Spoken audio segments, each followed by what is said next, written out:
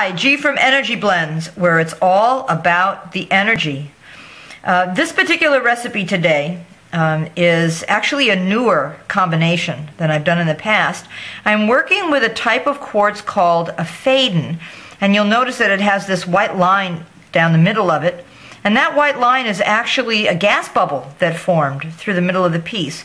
This is also a tabular crystal, so it's flatter than it is wide. And it's a stone that promotes this energy of connection.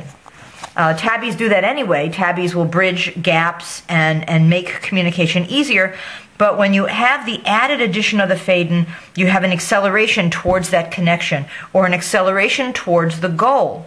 Now, in the past, when I've done fadens with other energies, I've always added blue stones to facilitate communication. And I found from personal experience that by adding a blue stone with a faden, I would meet people associated with my career or circumstances that I wanted to create. I would meet people who were beneficial to me. So these became my professional or my work-related combinations. But now I'm working with something different, and this particular stone that I'm working with today, this is a ruby. This is actually a raw ruby. Rubies are wonderful stones. Some of them are darker red, darker orange, maybe a red-orange. Sometimes you can find them in very pink and in pale pinks. And that makes them associated with the heart energy point for compassion and kindness and those kinds of elements. But when you look at information about the metaphysical properties of rubies, all of them come back to one element, which is the ability to reclaim power that was given away or lost in this and in other lifetimes.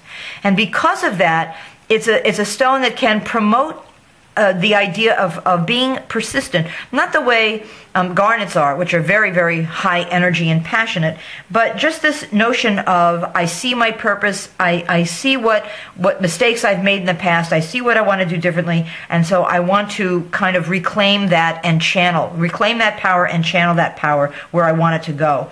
And by adding it to the faden, there is now an opportunity to accelerate that idea or that circumstance. Now, my idea is to put the ruby at the bottom, at the very bottom of the faden, because the shape of this particular ruby kind of it's pointed. It kind of looks like it could be a little flame or a little point or a little, something at the end. So I decided that I would wrap it first, and then all the way up the piece in one piece, no movement, but to make this look as if there was pointed energy or a flame or a fire directing where you want to go, reclaiming that energy and pointing it in the direction of what you want to accomplish. So that will make this wrap a little bit easier. Nothing fancy, no major embellishments, mostly because when you look at this particular piece, even though it has the faden, it has some fractures, it's got a little barnacle, it's got some rainbows in here. So I don't want to create too much busyness in the silver itself. Now I've decided to use a 20 gauge. The faden is a little bit heavy, and even though that might be considered a little bit too thick or heavy a wire for the ruby, the natural configuration that gives me this groove that I can put it into might make it that I can actually get away with using something this heavy. And the reason why I'm doing it is because I'm connecting these two pieces together in a way that I don't want I don't want them to come apart. I don't want them to be weak in any way. So I'm really simply trying to tighten this on here in as simple a way as possible that will allow me to then connect it to the larger piece.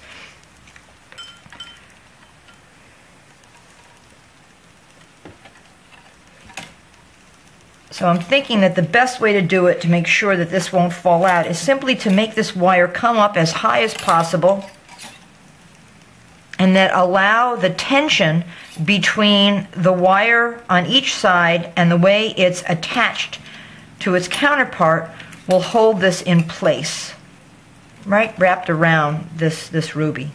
And of course, the tighter the wrap in this situation, the better it will be to hold this stone in place. Now after I've wrapped it, if I determine that there isn't enough to hold it, I can always anchor, I can always add a little piece and anchor it in the back, right? Back side where hopefully is not real obvious.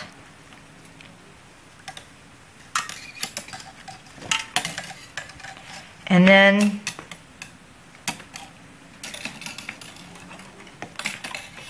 I can concentrate on how I will attach it to the faden itself. So there's my initial wrap for the ruby. It feels like it's in there pretty good, and I am going to crimp this wire when I'm done to make sure that it's in there. But I'm going to do something very, very simple. I'm just going to add this at the bottom.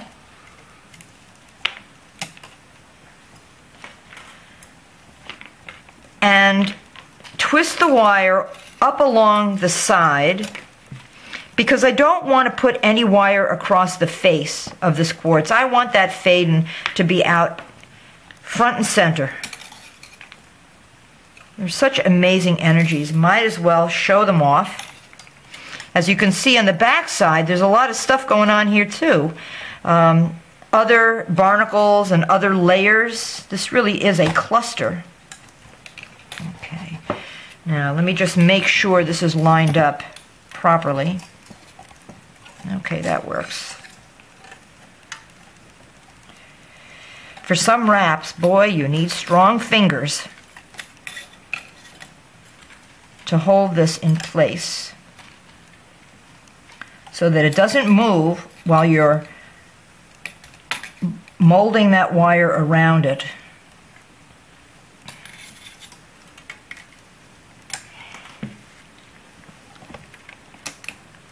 And that's the added benefit of working with a heavier gauge wire.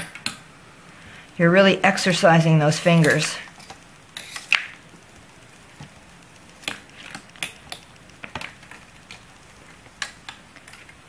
Luckily, with a heavier gauge wire, it's easy to twist without holding the base of it, without making it look as if it's wavy.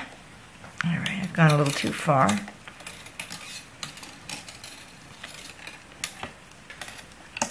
Push those tails aside.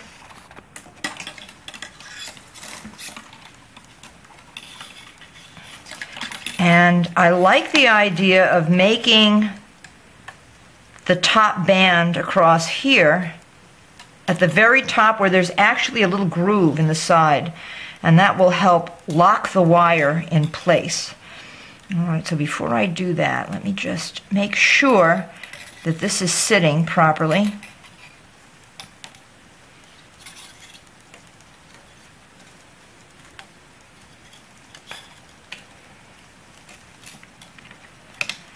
And I'm not going to create a very long neck or any embellishment at the top, because I want this piece to shine on its own. There's a lot going on with this stone. And there's a lot going on with the ruby at the bottom. Now when you're working on a piece and you see that it's not sitting quite right, don't worry about it, because once you've got it locked in, then you can crimp the wire and play around with it and see where it wants to end up. I mean, that's really the interesting aspect of working with crystals, is that you never ever know what they really want until it's done.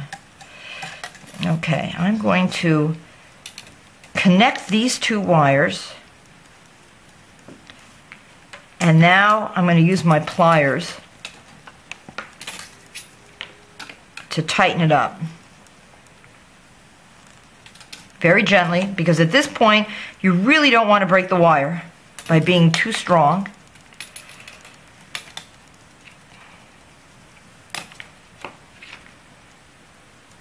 Okay, so this is where we are right now. Oh, very nice. There's actually a movement to this that I kind of like. Yes, it's asymmetrical, it's a little off, but you know, I kind of like it. There's the personality. So let me make a very simple neck, but I'm also going to include a very small void. Now in the past I've talked about using voids because they are symbolic of infinity or nothing, and that out of nothing all things come. And so by adding that nothingness, you have an opportunity to create a power element to this piece.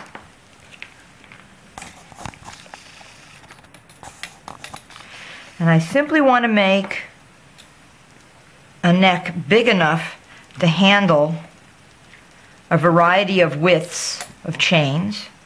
Some people like really thick.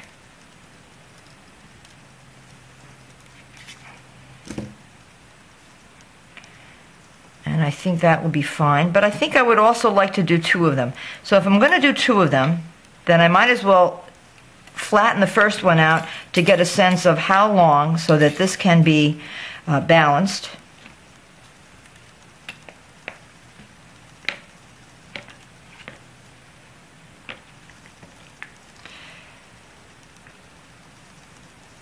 That's about right. Okay. And so I'm going to cut off the tail, minimize the amount of wire I'm going to have to attach at the bottom, since that void is little. Can't put a lot of wire when there's only a little space to do it. And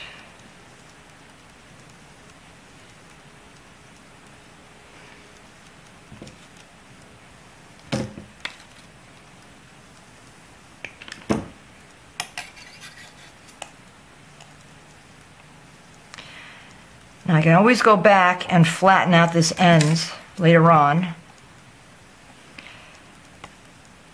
Now what I'm doing is I'm pushing the wire forward a little bit so that I can create a kind of a rounded effect. And I would like these to be somewhat the same as much as possible.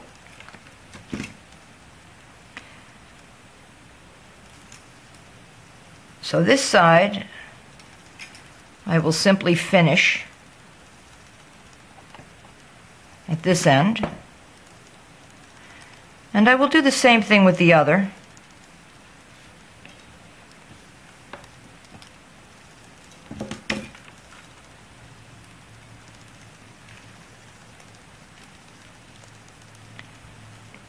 And when this is done, I can stand back and take a look and see where crimping needs to be done, where bent wire needs to be flattened out, and then also to check to make sure that that ruby at the bottom is not going to fall out.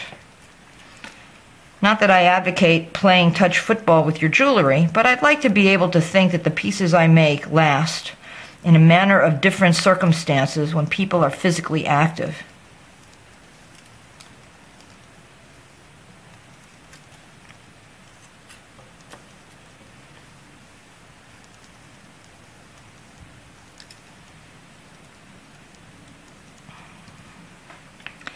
And since this is a small void, I don't need a tremendous amount of wire. So I'll have some nice long scraps left over that I can use to invent different ideas with. It's always nice to be able to come up with something that no one else has done before.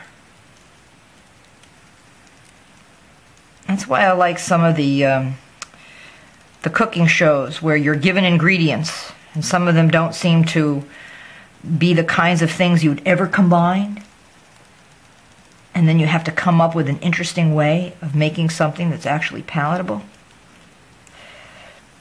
Okay, I think this will do for now. I'll cut this off with enough to be able to push it under.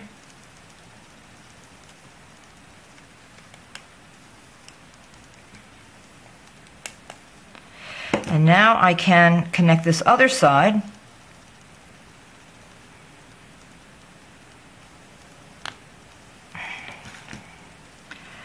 So when we're done, this kind of a neck always reminds me of rabbit ears, a little bit.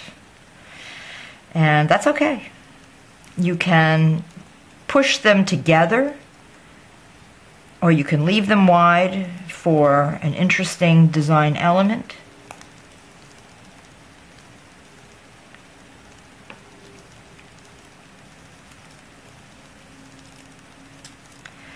You're not going to see a whole lot of it anyway once you run a cord through it.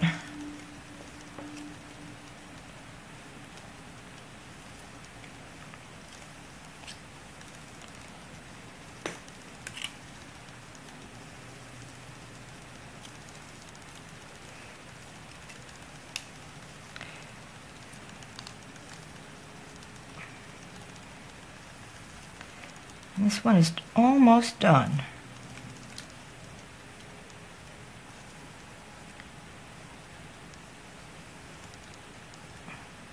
Okay, so let's cut off this tail with a little bit left over. I can always trim it if I need to, if I've left too much.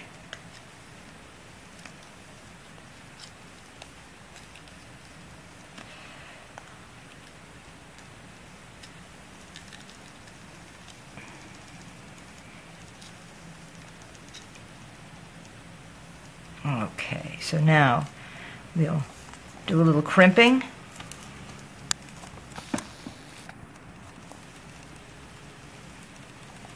And make sure that this is tight, it won't move. And the same thing with the ruby. Now I don't think I need to move this here, maybe just a little bit, just a little wave.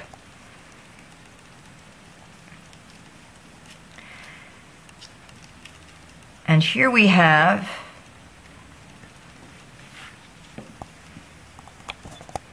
a faden with a raw ruby with silver wire, so it's yin energy bringing the information in.